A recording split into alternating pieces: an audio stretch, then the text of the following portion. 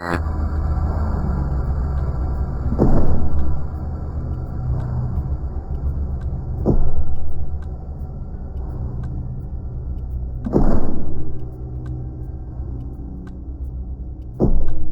friends, welcome to your favorite channel Excel by Raghav. In this channel you will find all Excel related videos right from basics to advanced level, which includes various formulas, functions and of course automation codings, which gives you a step-by-step direction and is helpful in writing VBA macros as per your requirement. Keeping in view of your precious time, I am trying my best to keep the video length shorter with in details of every topic so as to give you more understanding. Every day new videos will be uploaded, so keep watching for more and more videos and make yourself an Excel wizard.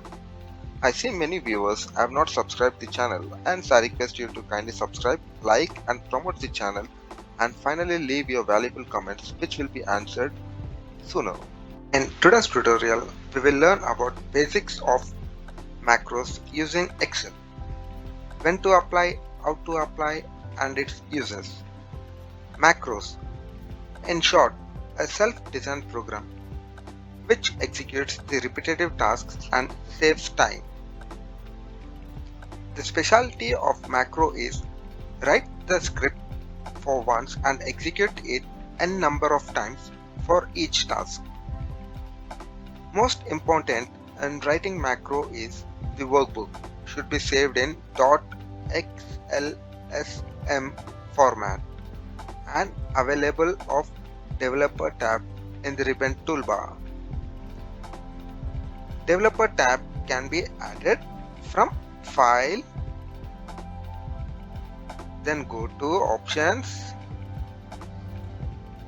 then click on Customize ribbon, and here you will be finding the Developer tab.